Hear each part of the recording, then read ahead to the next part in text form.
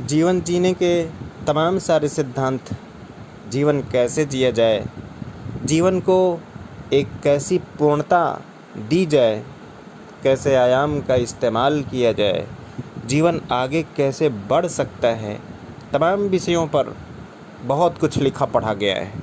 कन्हैयालाल मिश्र प्रभाकर ने धीरे धीरे जियो शीर्षक से एक ललित निबंध लिखा है। सौभाग्य से मुझे वाचन करने का अवसर मिला, सो आपके समक्ष प्रस्तुत है धीरे धीरे जियो। हमेशा जिस बर्तन में मेरे स्नान के लिए पानी रखा जाता है वह एक कलई की कूड़ है और उसमें कोई 3 बाल्टी पानी आ जाता है। उस दिन स्नान के समय एक अतिथि आ गए तो गर्म पानी का बंटवारा हो गया। अब कूड़ मिली उन्हें और एल्युमिनियम का बड़ा भिगोना मुझे। यह अपने में बड़ा होकर भी इतना छोटा कि एक बाल्टी में भरपूर। भिगोना देखकर मुझे लगा कि आज पानी कम है और बिना सोचे भी इसका अर्थ हुआ आज स्नान में वैसा आनंद ना आएगा। फिर भी स्नान तो करने ही था, करने लगा, पर स्नान आज कुछ और तरह का लग रहा है।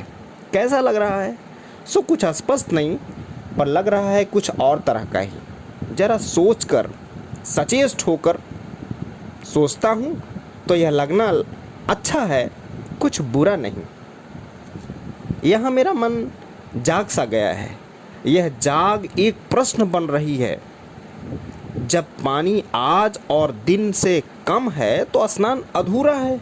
अधूरा होने का अर्थ है कि उसमें आनंद की कमी है, पर यहाँ उल्टी बात है कि आनंद अधिक है। तो यह क्यों? प्रश्न उत्तर चाहता है, पर उत्तर तैयार तो है ही नहीं, उसे तैयार होना है। तैयारी प्रयोग चाहती है, काम मांगती है। इधर उधर ध्यान गया तो देखा कि रोज बड़ी कूड़ के स्नान करने को एक लोटा रहता था। संयोगवश आज गिलास ही है। लोटा शायद कूड़ के साथ ही चला गया है। लोटा एक बार से शेर भर से ज़्यादा पानी लेता है तो यह गिलास पाव भर ही। और यूँ लोटे से नहाने में 3 बाल्टियों का पानी जितना समय लेता है, आज 1 बाल्टी पानी उससे ज़्यादा समय ले रहा है। मैं सोच रहा हूँ यह देर तक नहाना ही आज का आनंद है। प्रश्न का उत्तर तो पूरा हो गया, पर प्रश्न भी तो एक पुरुष है जो अक्सर अपने साथ अपना कुटुंब रखता है। मुझे लग रहा है कि मन के भीतर एक नया प्रश्न उभरता चला आ रहा है। यह लो, वह आ गया। ऊपर की सतह पर स्नान की तरह जीवन की भी स्थिति नहीं है, जो जल्दी जल्दी जीने की अपेक्षा धीरे धीरे जीने में अधिक आनंद देता है। स्नान की बात जीवन में उतरी तो गहरी हो गई और मैं जाने विचारों के पताल में कहाँ कहाँ घूम आया। इस घूम घाम में ज्ञान का यह सूत्र हाथ लगा, सदा अंजलि को छोटी रखो। भले ही प्रश्न जीवन का हो या जीवन के किसी अंग का हो, सवा सेरी लोटे से स्नान करने और गिलास से स्नान करने में यही अंतर है कि पहले मैं अंजलि बड़ी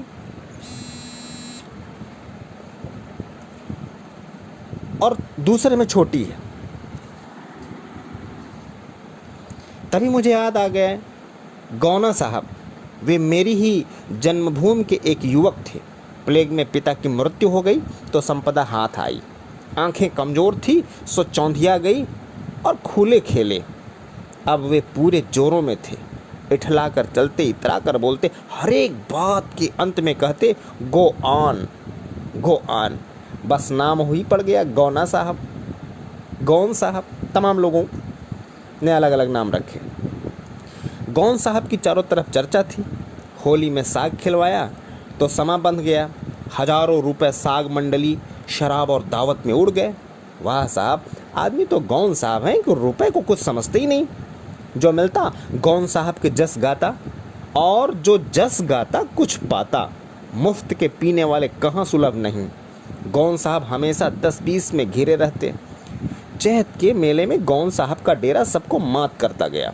फुलवाड़ी भी रही, आतिशबाजी भी और नाच मुजरा भी। जो आया खाकर गया, जो बैठा पीकर ही उठा और देखने वालों के तो ठट्ठे लग गए। अब गौन साहब की चर्चा गली गली से घर घर पहुंच गई। 2 साल यही हाल रहा कि होली आई तो गौन साहब की और दिवाली आई तो गौन साहब की। शहर के सब चमकते सितारे फीके पड़ गए और कुछ ऐसे चमके गौन साहब, बिना कमाए तो कारू का खजाना भी खाली हो जाता है। गौन साहब की तिजोरी भी अब आज्ञा पालन में हिचिर मिचिर करने लगी। पर गौन साहब के तो हाथ और दिमाग दोनों ही खुले हुए थे। रुपयों की कमी आई तो धीरे धीरे जमीन साफ हुई, भाग गया और हवेली भी गिरवी होकर अंत में कुटुंबियों के हाथ बिक गई। इन्हीं आंखों उन्हें तीसरे वर्ष मैंने फटे हाली भटकते देखा और तब उनका कोई दोस्त न था। इन सबका सार संक्षेप में तो वही है कि गौन साहब जल्दी जल्दी जिए। ध्यान भी कहाँ से कहाँ चला जाता है, कहाँ गौन साहब और कहाँ उस तीर्थ के भिखारी। उस दिन वर्षगांठ थी मेरी। पत्नी ने कुछ पराठे बना दिए थे कि मैं भूखों ही खिलाऊं। छोटी सी झबिया लेकर गया तो वहाँ उस समय 3-4 भिखारी थे। उन्हें मैंने कई कई पराठे दिए कि इतने में 5-7 भिखारी और आ गए। हाथ सकोड़ा और उन्हें एक एक पराठा दिया, पर तब तक और 8-10 आ गए। उन्हें आधा आधा दिया कि पराठे समाप्त, पर कई भिखारी अभी मेरे सामने जो भूखी आंतों और प्यासी आंखों से मुझे देख रहे थे। बात का रूप कुछ हो, पर वही बात की अंजलि बड़ी की। जो शक्ति थी, जो जीवन था, वह जल्दी समाप्त हो गया। और जिन्हें मैं कुछ न दे सकता, जो सुख भोग सकता था, उन्हें न दे पाया, वह जो सुख न भोग सका। महात्मा तौलस्ताय की एक कहानी है कि राजा को कहीं से एक अनाज का दाना मिला।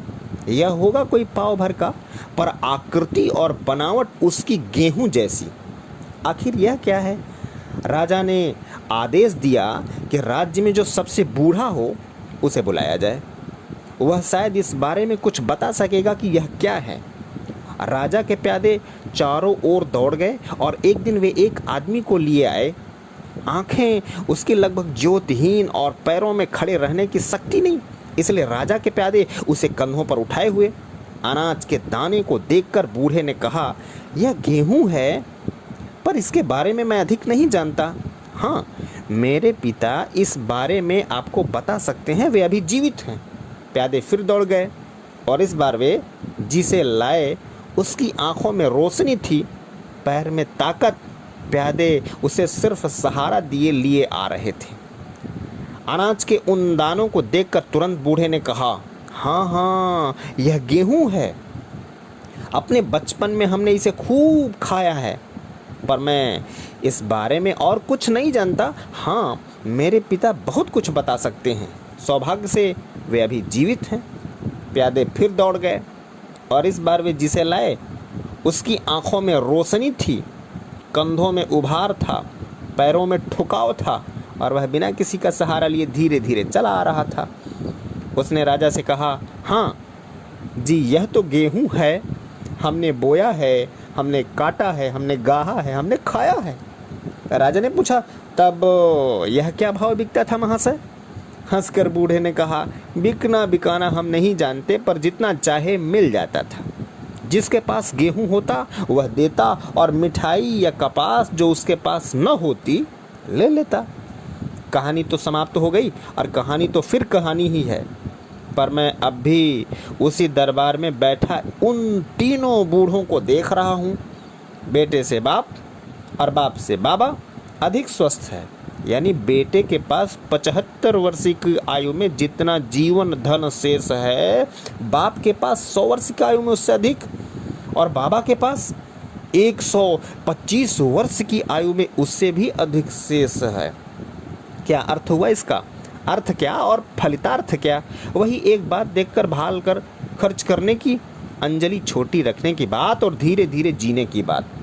कागज दिया सलाई के छूते ही जल उठता है और भभक कर बुझ जाता है, पर कोयला धीरे धीरे आग पकड़ता है और धीरे धीरे ही जलता है। जलना ही उसका जीवन है। मनोवैज्ञानिक मानते हैं और अनुभव उसका समर्थन करता है कि किसी बालक का अपनी छोटी आयु में अधिक बुद्धिमान होना भयावह है। ऐसे बालक आगे चलकर डल हो जाते हैं या पागल। इसके विपरीत संसार के अनेक महापुरुष अपने बालकपन में बहुत ही धीमे थे। अपनी स्मृतियों के मंडप में आ विराजे अपने पिता में के मैं दर्शन कर रहा हूँ। इस समय वे 70 वर्ष की आयु पूर्ण होकर के स्वस्थ हैं। उनमें इतना जीवन था कि देखकर ही जीवन मिलता था। पिताजी आप बुढ़ापे में भी इतने स्वस्थ हैं, इसका रहस्य क्या है? एक दिन यह मैंने उनसे पूछा तो बोले 3 मुख्य कारण हैं इनके। नंबर 1, मैं सदा ब्रह्म वेला में नियमित रूप से जागता हूँ और स्नान, भोजन, विश्राम और भ्रमण आदि में नियमित रहता हूँ। दूसरा, मैं सदा आदमी रहता हूँ, भगवान कभी नहीं बनता। तुम्हें 100 रुपये मिल गए तो खुश और खो गए तो गुम। मैं मानता हूँ सब काम ठाकुर जी की इच्छा से हो रहा है। आया भी उनका, गया भी उनका, सुख भी उनका, दुख भी उनका। और तीसरी बात, मैं हमेशा बच्चों में खेलता हूँ, ये मुझे नया जीवन और फुर्ती देते हैं। हंसकर बोले, मेरे बाल मित्रों में और बुढ़ापे में युद्ध हो रहा है। वह मुझे जितना थकाता है ये मुझे उतनी ही शक्ति दे देते हैं। किसी दिन तो बुढ़ापा जीतेगा ही, पर खैर अभी तो बेचारा पिट रहा है। लोटे और गिलास के उहापोह में पड़ा आज मैं सोच रहा हूँ कि मेरे पिताजी ने उस दिन धीरे धीरे जीने का व्याकरण ही मुझे पढ़ाया था। मेरा जीवन ही उनका जीवन है, यानी व्यक्ति का जीवन ही राष्ट्र के जीवन का आधार है। और यूँ व्यक्ति की तरह राष्ट्र भी धीरे धीरे ही जिए तो श्रेयस्कर है। पर सभ्यता और विज्ञान दोनों ही उसे आज तेजी दे रहे हैं। जो सुविधा हमें भले ही दे, सुख कहाँ दे पाते हैं। भारतीय जीवन धीरे धीरे जीने का जीवन है, उसमें उद्वेग और आवेग नहीं है। संतोष और शांति ही उसके मूल आधार हैं। संतोष और निराशा एक नहीं है। जो हमें मिला है धैर्य के साथ हम उसका उपभोग करें, और जो हमें मिलना है उसके लिए धैर्य के साथ उद्योग भी। पर इस उपभोग और उद्योग में हाय हाय न हो, अशांति न हो, क्योंकि यदस्मदीयम न ही तत्परेशाम। जो हमारा है, हमें मिलना है, वह किसी और का नहीं हो सकता। क्या हमें मिलना है और क्या पाने का हम उद्योग करें, इसकी भी एक मर्यादा है। यह मर्यादा ही भारतीय जीवन दर्शन है। गांधी जी ने इस जीवन दर्शन को पूरी तरह समझा था और उनका चरखा उनकी दृष्टि में इसके पुनरुज्जीवन का प्रतीक है। संक्षेप में, जीवन का आदर्श सांचे में ढला पुर्जा नहीं, वृक्ष पर लिखा पुष्प है। पर बटन दबाते ही खिंच जाने वाला फोटो नहीं, ब्रश और उंगलियों की कारीगरी से धीरे धीरे बनने वाला चित्र है। हम जीवन में दौड़ लगाते हैं। दौड़ना बुरा नहीं है, दौड़ने की शक्ति हम में हो, समय दौड़ सके, यह आवश्यक है। पर दौड़ना जीवन का कोई साधारण नियम नहीं है। शयन कक्ष को छोड़कर रसोई घर में घुसना तो एक पागलपन ही है। धीरे धीरे जीने का अर्थ रुकना नहीं है, और रुकना मृत्यु है। यह जीवन में पाप है, क्योंकि यह जीवन नहीं जड़ता है। धीरे धीरे जियो का अर्थ इतना ही है कि जीवन की शक्ति को संभाल करके खर्च करो। जीवन के इस सत्य को एक बार पहले मैंने अनुभव किया था। इस दिन मैं शौचालय गया तो विचारों में डूबा हुआ था। जब ताम लौट के बहुत से पानी का उपयोग कर चुका तो मुझे अनुभव हुआ कि अभी मैं पूरी तरह नहीं निपट पाया।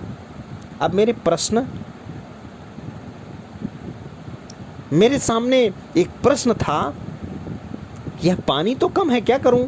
सोचकर मैंने निश्चय किया कि जितना पानी शेष है उसे ही हाथ थामकर बरतूंगा।